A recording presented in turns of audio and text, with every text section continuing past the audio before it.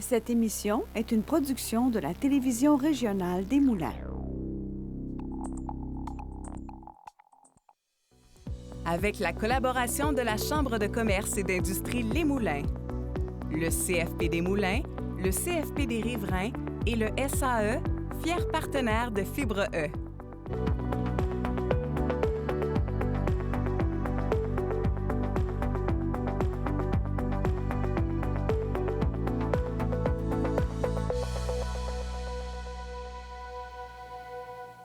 Bienvenue à Fibre Extra. Exporter ses produits à l'étranger représente une formidable opportunité de croissance, mais cela exige également une préparation rigoureuse. La Société de développement international Lanaudière accompagne les entrepreneurs à chaque étape, de l'analyse du marché à la logistique, en passant par le financement et les partenariats. Et pour en apprendre davantage sur le sujet, on a le plaisir de recevoir le directeur général de la SODIL pour nous parler des services offerts par cet organisme. Jacques Fortin, bienvenue à Fibre Extra. Bonjour Pierre, merci de me recevoir. Jacques, on se connaît bien, alors oui. On va se tutoyer pour la cause, ça va être plus facile. Oui. Jacques, merci d'avoir accepté l'invitation. Je sais que tu es très prisé et très occupé, surtout en ces temps un peu particuliers. Dis-moi, Jacques, quand on parle d'exportation, est-ce que les gens ont à craindre l'exportation? Tu sais, souvent, puis je dresse le portrait un peu, j'ai une entreprise, j'ai des bons produits, on a fait les concepts et tout ça, on avait la vision, ça se vend bien localement. Bon, on aimerait ça peut-être dénicher d'autres marchés, aller à l'étranger, ou même peut-être nos voisins de l'Ouest, du côté de l'Ontario, du côté du Canada, des provinces maritimes et tout ça, dans l'Est. Et bien sortir vers l'Europe, mais on se dit, bien, sortir du pays, ça ne doit pas être évident. On parle même, tu sais, des fois, on s'inquiète pour l'emballage. Est-ce que les produits vont arriver correctement là-bas? Est-ce qu'on va se faire payer correctement là-bas? C'est difficile d'aller cogner à la porte, là. Ils sont sur le bord de l'océan et tout ça. Comment on fonctionne? Qu'est-ce qu'on fait? Et comment la SODIL peut nous aider là-dedans? Bien, en fait, il faut se faire confiance. Si on a été capable de démarrer une entreprise, de l'amener à une certaine maturité, à une rentabilité, ben c'est qu'on a fait le pire. L'exportation, ce ne sera pas pire que le démarrage. Donc, il faut se rassurer là-dessus. Mais les marchés d'exportation, c'est quand même différent que de vendre à Rimouski ou à Saguenay ou à Montréal. Okay. Donc, on est dans des différences de cet ordre-là. Il faut peaufiner un plan d'affaires. Son plan d'affaires, il faut le peaufiner en fonction des nouveaux marchés qu'on veut adresser. Puis, nous, c'est notre travail. C'est là qu'on va vous accompagner. Peu importe où est-ce que vous en êtes dans votre réflexion, même si vous êtes à l'étape, là, vous êtes levé un matin et dites « Ah, peut-être que je pourrais exporter », prenez le téléphone, appelez-nous, puis on va en discuter. Dès le début, comme ça? Dès le départ. Dès le départ, même, on est un partenaire du concours Ose entreprendre pour dire aux gens, lorsque vous réfléchissez à votre plan d'affaires, pensez immédiatement à moyen, à long terme, voir ce serait quoi les marchés d'exportation pour, des fois, il y a des gestes qu'on pose aujourd'hui qui peuvent avoir une répercussion rendue à ce moment-là. Donc, c'est mieux de les avoir posés correctement plutôt qu'être obligé de revenir en arrière. OK. Quand on parle exportation, est-ce qu'il faut que l'entreprise ait un certain coussin financier pour s'assurer? Tu sais, des fois, quand on part une entreprise, on n'a pas nécessairement toute la liquidité à portée de main. Des fois, on a une marge, la marge est minime un peu, les banques sont fragiles un peu. Je dis les banques, je ne veux pas pointer personne en particulier, mais les institutions financières sont un peu frileuses. Ils vont regarder aller selon l'expérience qu'on a, puis comment ça roule, quand ça fait 1 an, 2 ans, 3 ans, 4 ans. On a un petit peu d'historique, là, les gens sont un peu plus... moins frileux, si on veut. Fait qu'on a un peu plus de manœuvre, de marge de manœuvre, dis-je. Ouais.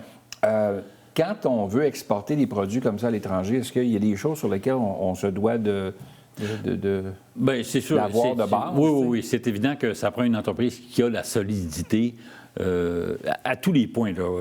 Oui, financière, évidemment, mais à tous les points de vue aussi, en termes de capacité de production, en termes d'approvisionnement.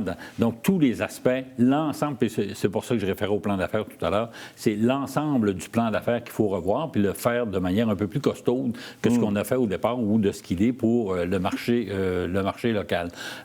Et nous, ben, c'est le travail qu'on va faire avec l'entreprise. Puis souvent, les premiers appels qu'on a, ben, on va les faire ou le travail, on va le faire en collaboration avec les intervenants locaux du développement économique, comme ici dans les Moulins, avec les gens de la MRC qui accompagnent les entreprises. Et on va faire le travail ensemble pour identifier, bon, ben, qu'est-ce qui doit être renforcé pour éventuellement être en mesure ou être capable d'aller sur les marchés d'exportation. Parce qu'une fois qu'on est rendu, ben là, il faut répondre à la demande. On peut pas commencer à dire bon, ben là, en fin de compte, je me suis trompé, je vais revenir. Ça ne fonctionne pas comme ça. Là. Mais donc, ça va arriver une fois qu'on ne vendra plus là. Exactement. Oui, c'est ça. Ça va être une mauvaise expérience pour trop de monde. Quand on pense à l'exportation, souvent, on va penser à nos voisins du Sud.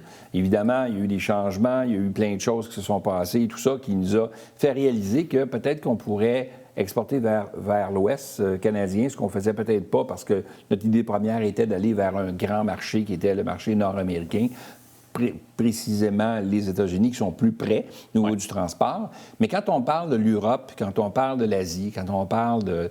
tu sais, il y a d'autres endroits où on peut exporter dans le monde.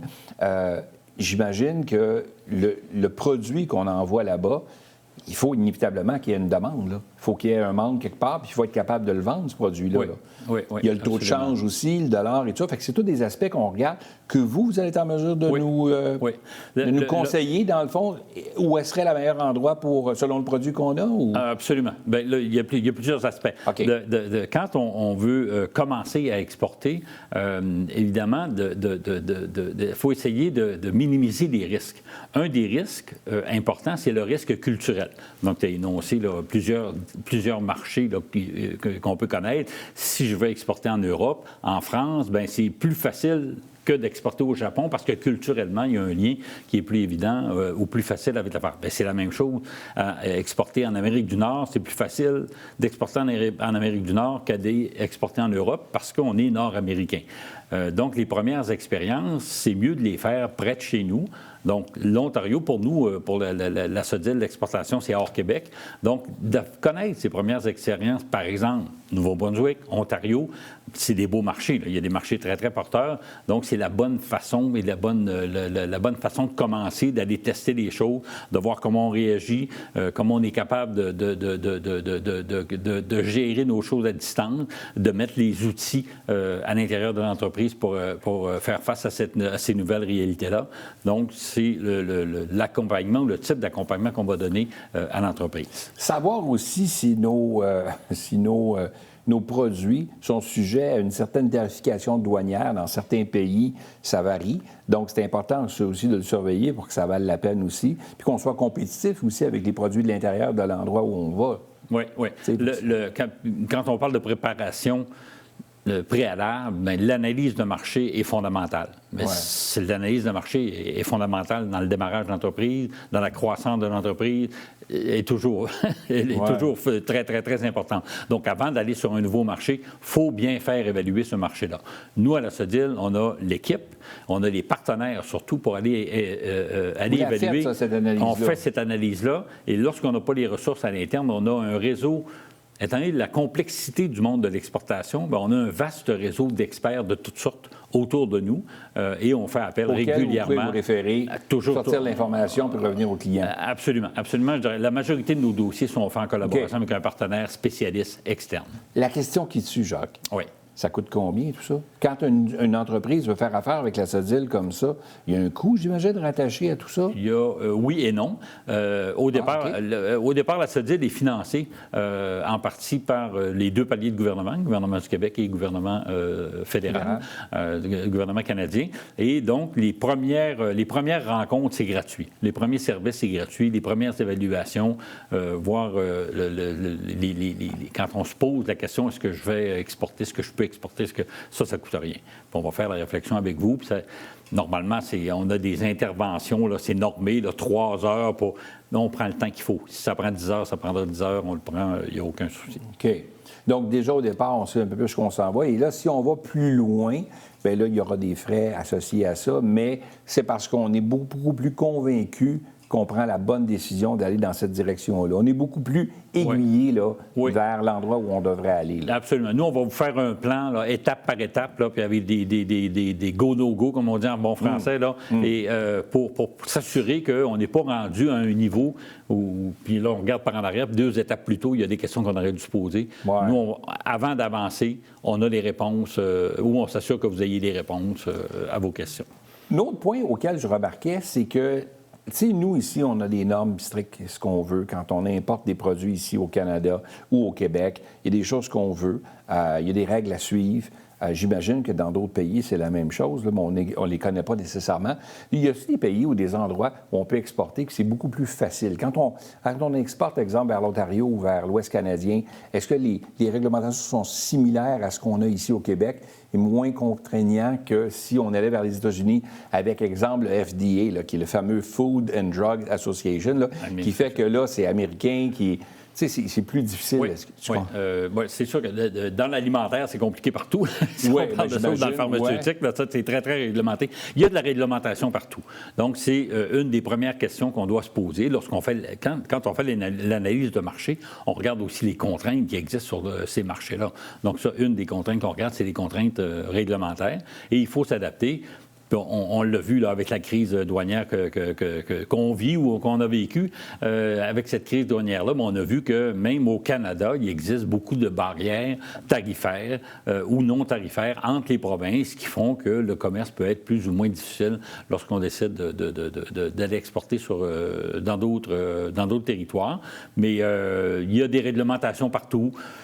Partout en Occident, ça se ressemble plus ou moins, mais il faut en tenir compte, il faut en prendre connaissance, il faut adapter son produit, il faut être sûr et certain qu'avant de lancer son produit, d'aller le livrer, bien, qu'on répond à toutes les normes de douane, de logistique et de réglementation du pays de destination. Une fois qu'on répond à tout ça, est-ce qu'on se doit d'avoir un pied à terre dans le pays en question? Ou on peut tout simplement avoir un distributeur, avoir quelqu'un là-bas qui s'occupe de recevoir la marchandise et la distribuer dans le pays? Il y a autant de formules que vous avez d'imagination. Toutes les formules peuvent être bonnes, mais ne sont pas nécessairement bonnes pour vous. Donc, il faut les analyser, faut les regarder.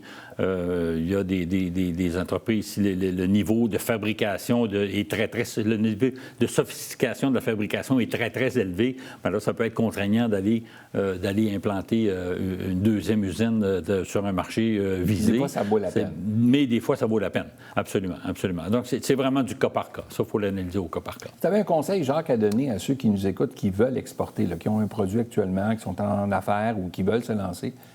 Ça serait quoi comme conseil? Appelez-nous. C'est sûr et certain. Les 3 premiers conseils, appelez-nous, appelez-nous, appelez-nous. Donc, avant de poser quelques gestes que ce soit, entrez en contact avec nous. On va, nous, en collaboration avec les intervenants locaux dans les moulins, si vous êtes dans une autre MRC, c'est ça. On va travailler. Il y a des Orpex un peu partout. Tu es un Orpex ici dans la région, mais il y en a d'autres à travers le Québec. Donc, si les gens nous écoutent et que l'émission est diffusée ailleurs, là, dans la Naudière, il n'y a pas de problème. Il n'y a pas de problème. Si vous nous contactez, vous n'êtes pas du territoire de la Naudière, on va vous référer à votre Orpex. Donc, on n'est pas en concurrence. On a chacun nos territoires. C'est déterminé, c'est fixe. Donc, mais le 100% du territoire québécois est couvert. Et couvert au complet. Par un Orpex. Ce fut un immense plaisir. Merci d'avoir accepté l'invitation. C'était un immense plaisir, Pierre. Merci à toi.